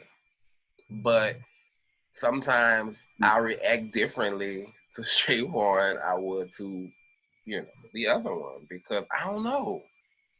I've never looked at a woman like that before, and I'm like, well, damn, you kind of. I mean, you are, you are attracted to women on a certain level, right? Or you can appreciate the aesthetics. I appreciate because I think a woman should be a woman. A woman should smell like a woman. They should look like a woman. They should act like a woman. And that's not, and that could sound so misogynistic, and I'm not trying to sound misogynistic. Misogynist? Yeah, misogynistic. Yeah. I'm not trying to sound, please edit that out. I'm not trying to sound like that, but I just feel like, I can appreciate a woman and all of their, because, I mean, think about it. A woman carries you. Yeah. A woman brought your dog ass to this world. How dare you disrespect one? She carried your monkey ass in her body for 9 months. That is very true. But yeah, I like girls. Mainly, I know y'all have different views because I've asked Reggie this too, and he's more or less like, you could flip a coin for him. I know for you, she gotta have a fat ass. Yeah, right? Gotta have a fat ass. If not, you gotta be real pretty. And for Dwayne, I've noticed, as long as they are pretty, like, it have to be some level of attraction. Because because Dwayne be looking at ass and be like, damn. Nah, my nigga Dwayne got taste in hoes. I'm not saying he don't have taste. I'm just saying, like, you say you don't care when nobody having no like a female who is not endowed up here. Versus, I think if I was hetero, she would have to have some type of. She would have to have the. I could be more flexible as long as she's pretty. Like for dating, like for just something to hit and like my stand. I could just not whatever, but it's different. Right. Yeah. You say not whatever. That is different. I caught myself about to say whatever, but not whatever, but it's different. Yeah, that is. Like if the chick I'm really into, if she pretty, I could look past if she don't got a nice ass or something like that. You know what I mean?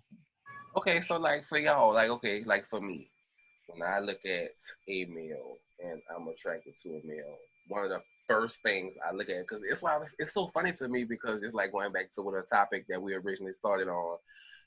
It's no different for me because just like y'all be like, damn, she got a fat ass. I be out there be like, damn, he got a fat ass. In real life, like it's gonna be all about everything about dick, like you would think it is for gay people. Right. I think that's a stigma too. Everybody think, oh, y'all gay people just want dick. No. Right. Like Taylor Dwayne yesterday, just like females find some dudes unattractive and some dudes find girls unattractive, gay people find other dudes unattractive. Yeah. We don't just want people just because you're a man. Right. So we have. Yeah, everybody got a taste or a type, you know? You got standards. But I'm just saying that goes back with the stigma under that subtopic under that toxic masculinity. Like they feel like some men feel like you can't cry, like they don't talk about their emotions. Like you told me you shared a very sincere moment with me, Mario, when you told me about the show. You told me you bust out in tears and you said you couldn't stop crying uncontrollably. And that was like that touched me. I'm like, with my dad, huh? With my dad? No, I was talking about with Tiger King. Oh, I thought you were talking about. Oh, okay. Well, no, that too. You did. You had me scared that morning. Not scared, but I was really concerned because I was like, okay, I thought you were talking about that. No, you really glad because but some people just feel like they can't discuss that side. Like, why do you cry? Think, right? Yeah, like you said, like they cry or show emotion or shit. So why do y'all think some heterosexual men feel like they can't get in touch with their emotions and their sensitive side? Why is that? You think it's because they scared of what other people may think of them, or you think? I mean, that's really all it come down to. You just worry about what other people would think or say. That's really all it come down to. Are you worried about? I think a lot of what dudes be doing has to do with getting the females. I wonder how many, if you could get the truth of truths. Like a lot of people be super woke and be like, hey, we're gonna get this toxic masculinity out of here. But I wonder how many females, if they saw a dude that they wasn't already vibing with, I'm talking about a dude that they with opening up, I'm thinking they with that. But I'm thinking like just in the early stages, if you're seeing a dude super emotional, I'm thinking if you get that chicks at their heart of hearts, they be like, they want the strong silent type in the beginning periods. And I think a lot of people be putting on appearances. Yeah, but I think at the end of the day, I think women, and I don't know, I can't say women want because I'm not a woman, but I think at the end of the day, what women want is a man that they can trust their emotions, and because I feel like you have to be in touch with your emotions to be able to, respect your female's emotions. And at the end of the day, if you're not in touch with that, you just want, man, I ain't about to cry, I ain't about to feel nothing. Like, what are you doing? Like, what are you doing? You have to open yourself up and have some kind of level of, emotional contact. Everything just can't be, so masculine. I have to do this and hate it. All right. Yeah, and fucking yeah, I mean, I never, what I'm saying? Like I said, bro, I never did look at shit that way. You know what I'm saying? I always looked at you for just, being a cool nigga, bro. I mean, of course, at first, I'm not gonna lie. At first, I thought you were just, of course, I had my thoughts at first. Say it, bitch. Say it. I wish you would fucking say it right now. Say it. Ain't no wish, bitch. You gonna get your wish. No, I was just, no. I'm just saying, like, at first, I thought you was trying to get close to me. Oh, like that. Like just being nice just to get close to me because I've definitely had that too. Like, like me ain't the only, you know what I'm saying? Like, dude that try to be my friend, son, that, you know what I'm saying, just come out of nowhere, like on some like, but you didn't come at me like that. That's what I'm trying to say. Right. You never came at me like that, like on some disrespectful type of shit. You was always cool, son. You know what I'm saying? But I done had different, situations. You know what I'm saying? Like, so. But then I've known to gravitate myself towards beautiful people regardless. So whether you be a male or a female, I don't really hang with no ugly people. Oh yeah, right. So, I get, and there was never a time. I'm trying to think. It was never a time I was like, damn, bitch, I'll bite him. It was never a time. Like I'm thinking, I was like, it's never been. Right. It's because I don't see you. Like I can see you for who you are. I can tell somebody like, I've told you on the street before. I've gotten mad because you would be trying to talk to a girl that's clearly like, I'm like, bitch, don't do that to him. He looks 10 times better than you. Right. Like, and I'm nigga like, just be, right, nigga just be trying to, nigga just be trying to, you know what I'm saying? The bitch ain't talking about nothing, then fuck her, you know what I'm saying? But it's like, I do get what you're saying, but it's like, yeah, like don't get that. I don't even give hoes like that at the time of day, bro. If they're not talking about nothing, you know, whatever. All right, cool, bitch. If you feel like that, cool. They got somebody out here that's not gonna feel like that. I mean, yeah, that's just what it's hitting on. You know what I'm saying? I mean, you know, I get what I really want, but bitch, they got some out here. Fuck, that's just the honest truth. You know what I'm saying? Fuck. So Dwayne, how would you deal? Okay, but how would you deal, Dwayne, with? And I'm gonna leave it at this. How would you deal with that? A situation where somebody, you know, came on to you. Like, how would you? I want to know how would you react to it? Like, would you get? Like initially, would you just start off and want to get physical, or would you try to reason with the person first and like set every your time it happened, I'd just be like, I'm not. It's happened a couple times. Oh, has it? No, okay. I'm not getting but it wasn't with nobody I've known. It was just somebody maybe come up to me and just like out in the like street, trying to talk to me, and you know they talking, and then you like, but you don't want to jump because you never. That's the thing. You don't want to be rude. You don't know what people. They might just be chatting you up, just like, hey, I see somebody talking. Let's talk. But if you ask, I'll be like, nah. But we could just, I don't, you know, if you just say that, I'd be like, I don't know what to say. There's nothing to get offended by. Or like, hey. So what if there was 3 girls and we was out? And it was, if it was what? All 3 of them, 3 girls, and we was all out. Man, you know, because I don't mind being a wingman for y'all when we out, because when I get full, I enjoy it. It's kind of funny to me, actually, when y'all trying to talk to females when they look good. But if there was 3 of them, and they was like, man, I really want, I want you. I want to do it with you, D. And the other one like, Mario, ooh, I want you. But they like, we can't do nothing unless your boy, me, do it with, you know, my friend. Like, would y'all be mad with me if I back out? Or would y'all make me do it? Would y'all make me do it? I would just like, I wouldn't ask you to do nothing more. How would y'all handle it? I would just be like, Roland, if you could just tie her up as long as possible, just to distract her as long as possible. Yeah. So I could probably, as long as you can, just give me as long as you can. I mean, I could probably, if it smell like stuff like fruit, and I mean, can you play with it a little bit? I know. I was saying we all got these aroma. I might. Well, no. Let me say. I might. I mean, hey, you don't put it past me. I might eat it, you know. I mean, I eat a little bit. I lick it a little bit for y'all. You ain't gonna do that, bitch. You capping. You full cap. You fucking capping.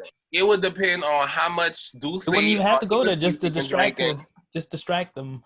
Oh, I know what I could do. Yeah, that's all you gotta do is just fucking. You know what I mean? You gotta have fun knives. She got fun bags. Then that's what I just. Y'all go. I'll be an hour. Y'all go take care of y'all little business. I'll be right back. Yeah. But I take one for the team for y'all. I care about y'all that much. I take one for the team.